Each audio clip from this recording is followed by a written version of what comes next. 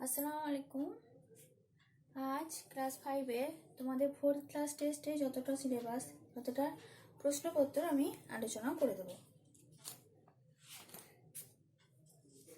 তোমাদের যতটা প্রশ্নপত্র আলোচনা করা হয়েছিল তারপর থেকে সে যতই হোক কালো এটা করানো হয়েছিল, লিখিয়ে দিয়েছিলাম। পুড়ে পুড়ে তাপ দিল, রইলে পুড়ে ছাই, এটাও কিন্তু হয়ে গেছিল। কয়লা দূষণ ধোঁয়া, এখান থেকে তোমাদের প্রশ্নপত্রটা আলোচনা হবে। মুখে বলে দিয়েছিলাম কিন্তু লিখে দেয়নি। তো তোমাদের অনেকে এসেছিল যে লিখে যেন পাঠিয়ে দেয়, তো আমি লিখে পাঠাবো না, একটা ক্লাস করে আমি এটা ক্লাসের মাধ্যমে আমি লিখছি এবং উত্তরটাও বলে দেবো, তোমরা করে নেবে। কয়লা দূষণ ধোঁয়া,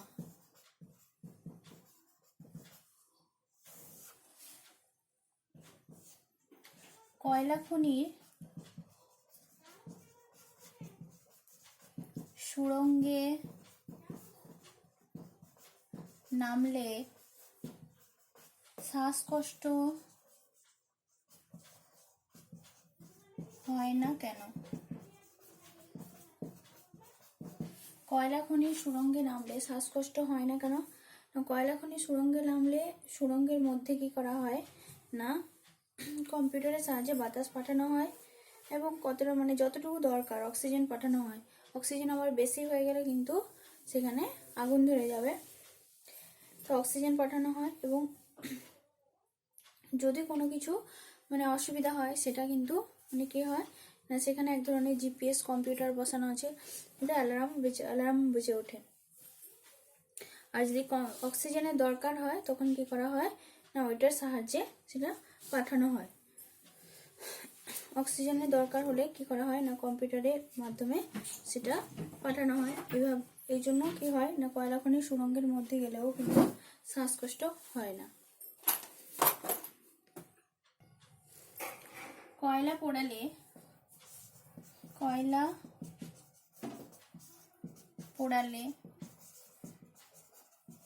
কি কি গ্যাস উৎপন্ন হয়? কয়লা পোড়ালে কি কি গ্যাস উৎপন্ন হয়? কয়লা পোড়ালে কি carbon dioxide, carbon monoxide, sulphur dioxide, এগুলো গ্যাস উৎপন্ন হয়। তারপরে রয়েছে তোমাদের অ্যাসিড বৃষ্টি কাকে বলে? অ্যাসিড বৃষ্টি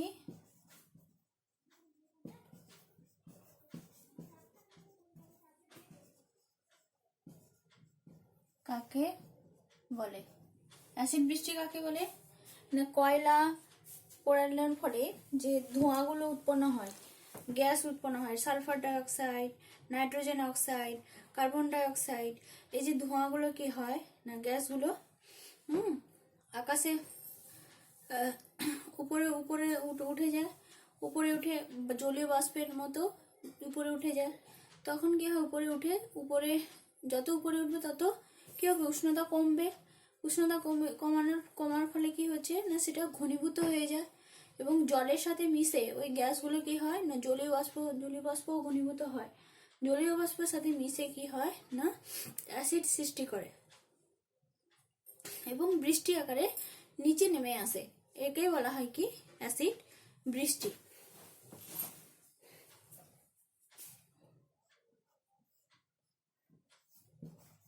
অ্যাসিড বৃষ্টির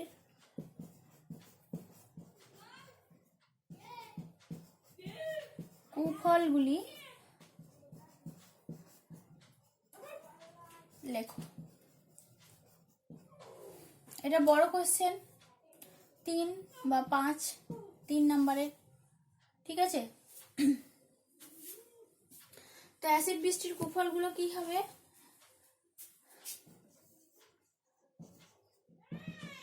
কি হবে অ্যাসিড বৃষ্টির কুফলগুলো না, অ্যাসিড বৃষ্টির ফলে কি হচ্ছে না, মাটি গাছপালা এগুলো কি হয়, গাছপালা বিশেষ করে উদ্ভিদের ক্ষতি হয়, জীবজগতের ক্ষতি হয়, গাছপালা নষ্ট হয়ে যায়। অ্যাসিড যদি গাছপালার উপর পড়ে, গাছপালা, শাক সবজি, শস্য, এগুলো কি হয়, গাছপালা নষ্ট হয়ে যায়। ঠিক আছে। 2 নম্বর হচ্ছে মাটির উপর পড়লে মাটি কি হয় না, মাটি তার উর্বরতা নষ্ট হয়ে যায়।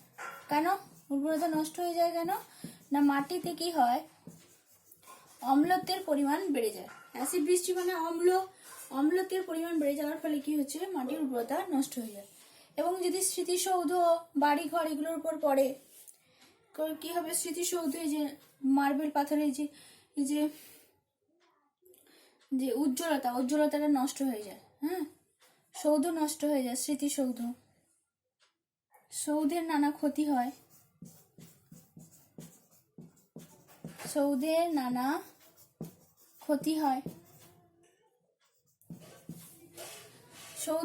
ক্ষতি হয়। বৃষ্টির মাধ্যমে মাটির উপর। তারপরে কি হচ্ছে, যদি ত্বকে পড়ে, কোনো প্রাণীর যদি ত্বকে পড়ে বা জীবের ত্বকে পড়লে সে কি হবে, ওই ত্বকটা যদি অ্যাসিড পড়ে তাহলে কি হবে, ওই ত্বকের কোষগুলো কি হবে, নষ্ট হয়ে যাবে। তো এই সমস্যাগুলো দেখা যায়। এগুলো হচ্ছে তার কুপ্রভাবগুলো।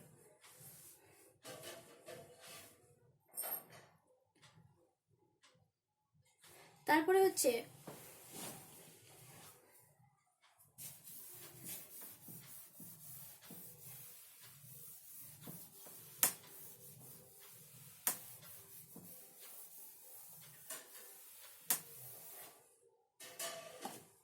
এই যে কয়লা পোড়ালে এই যে ধোঁয়া, সে ধোঁয়া কি কি ক্ষতি হয়, কয়লা দূষণে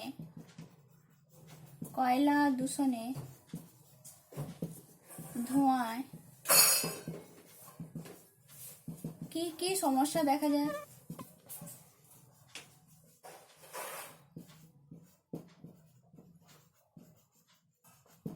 কি কি সমস্যা দেখা যায়, কয়লা দূষণের ধোঁয়ায় কি কি সমস্যা দেখা যায়।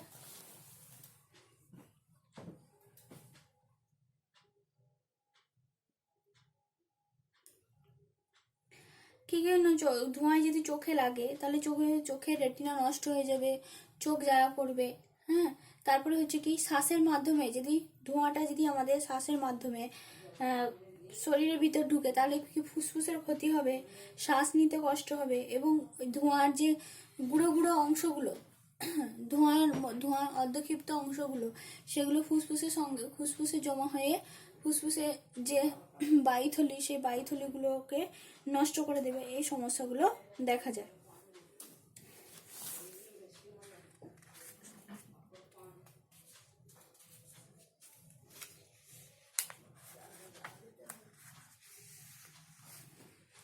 তারপরে দেখো, এখানে দেখো তোমাদের একটা ছক দিয়েছে, সেই ছকটা আমি আগেও বলেছি। কয়লার ধোঁয়া থেকে কিভাবে ক্ষতি হয়, শ্বাসের সঙ্গে দেহের ভিতরে ঢুকলে কি হবে, সৌধ বা স্থাপত্যের উপর প্রভাব, মানে সৌধ স্থাপত্যের উপরে যে অ্যাসিড বৃষ্টি আকারে, গাছের পাতার উপর পড়লে কি হবে, ওই অ্যাসিড বৃষ্টি যদি গাছের পাতার উপর পড়ে, গাছের যে ক্লোরোফিল মানে ক্লোরোপ্লাস্ট যে কোষ, ক্লোরোপ্লাস্টকে সেগুলোকে নষ্ট করে দেবে। হ্যাঁ, মানে রোগ দেখা দেবে, নেক্রোসিস, ক্লোরোসিস, হ্যাঁ, রোগ দেখা দেবে। গাছের পাতা নষ্ট হয়ে যাবে, কুঁচকে যাবে, যে সতেজ সবুজ যে ছিল সেটা কিন্তু আর থাকবে না। তারপর বৃষ্টির জলের মাধ্যমে যদি মাটির উপর প্রভাব পড়ে তাহলে কি হবে, আমি আগে বলেছি, বৃষ্টির জলের মাধ্যমে যদি মাটির উপর পড়ে, মাটিতে কি হবে, অম্লত্ব বেড়ে যাবে, মাটির উর্বরতা নষ্ট হয়ে যাবে। এবং মাটিতে বসবাসকারী যে ছোট ছোট জীবগুলো, অণুজীবগুলো, যেগুলো যারা মাটির কি উর্বরতা বৃদ্ধিতে সাহায্য করে, তারাও কিন্তু মারা যাবে।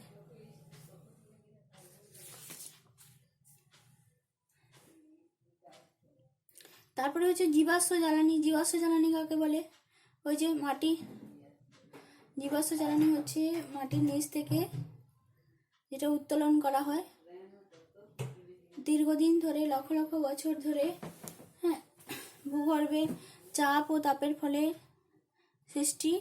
হ্যাঁ, উদ্ভিদ ও প্রাণীর দেহাংশগুলো, যেগুলো সার অংশগুলো, সেগুলো শক্ত হয়ে কয়লায় পরিণত হয়, এবং অসার অংশগুলো কি হয় না, কাদা কাদা জীবাশ্ম জ্বালানি অর্থাৎ খনিজ তেলের পরিণত হয়। এগুলোকেই বলা হয় কি জীবাশ্ম জ্বালানি। যেহেতু জীবদেহ থেকে উৎপন্ন হচ্ছে তাই এদেরকে জীবাশ্ম জ্বালানি বলা হয়।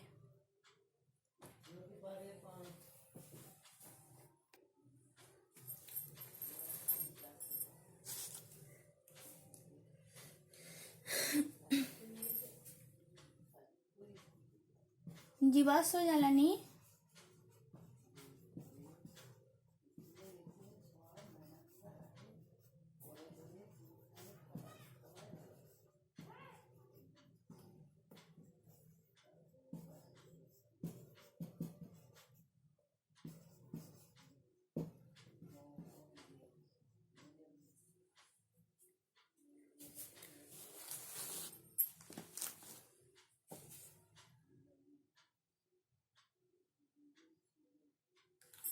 বিদ্যুৎ শক্তি,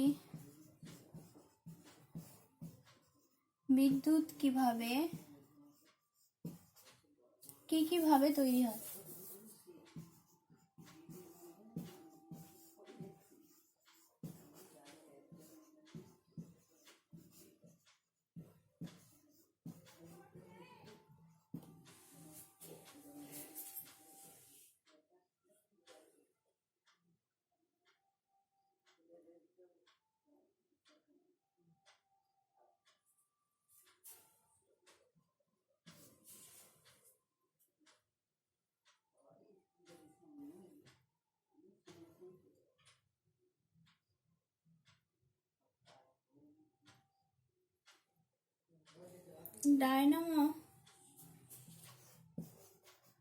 ডায়নামো কিভাবে চালানো হয়?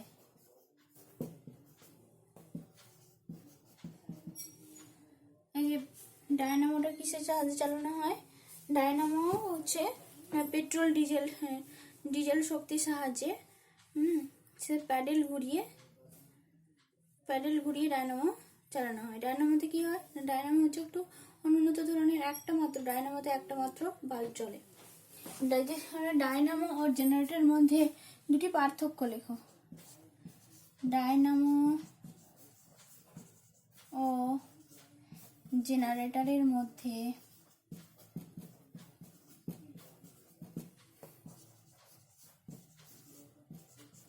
দুটি পার্থক্য লেখো। ডায়নামো জেনারেটরের মধ্যে ডায়নামো কি হচ্ছে প্যাডেলের সাহায্যে চালানো হয়, আর জেনারেটর কি হচ্ছে না ডিজেল শক্তির সাহায্যে চালানো হয়। তারপরে ডায়নামোতে হচ্ছে একটি মাত্র বাল্ব জ্বলে আর জেনারেটরে অনেক বেশি বাল্ব জ্বলতে পারে। আগেকার দিনে সাইকেলে কিন্তু ডায়নামোটাই ব্যবহার করা হতো। সাইকেলে আগে আলো জ্বলতো, সেটা ডায়নামো শক্তির সাহায্যে।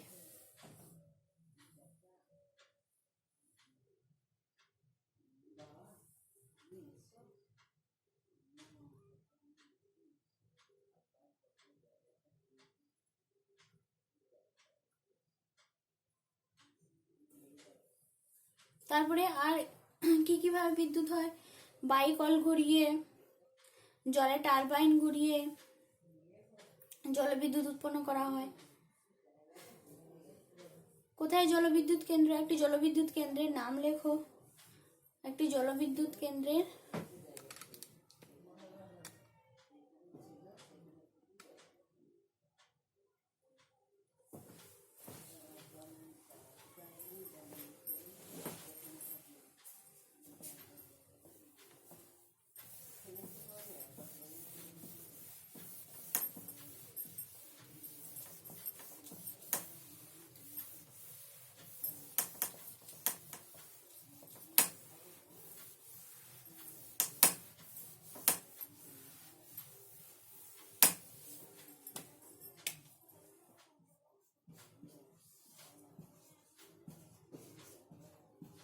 একটি জলবিদ্যুৎ কেন্দ্রের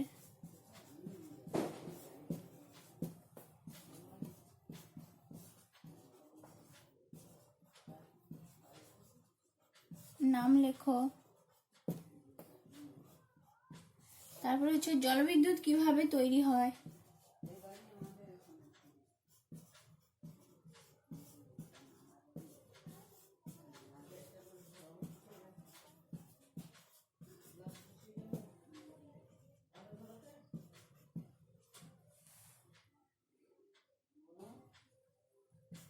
জলবিদ্যুৎ কিভাবে তৈরি হয়।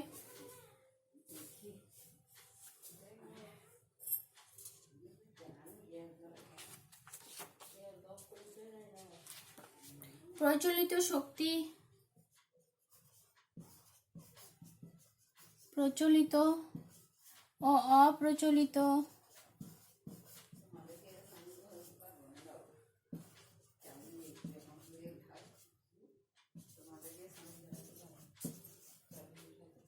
কাকে বলে, উদাহরণ দাও।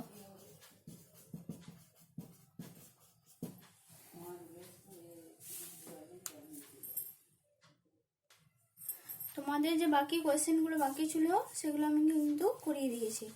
এবার তোমাদের যে সিলেবাস, আজকে সিলেবাস তোমাদের দিয়ে দেবো। যে কোয়েশ্চেনগুলো বাকি ছিল কিন্তু এটা ক্লাসে, এই ক্লাসটা দেখবে, ফলো করবে।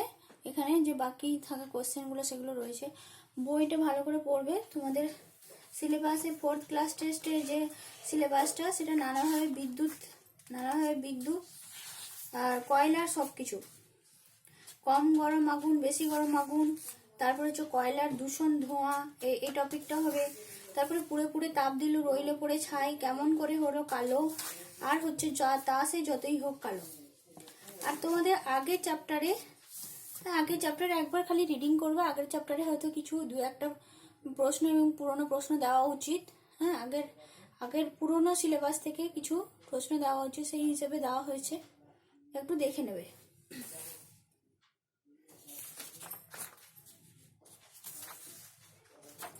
বন থেকে একবার দেখে নেবে, বন থেকে দেখবে, বনটা দেখবে আর কয়লাটা ভালো করে পড়বে। ঠিক আছে, এটাই হচ্ছে তোমাদের পরীক্ষার সিলেবাস।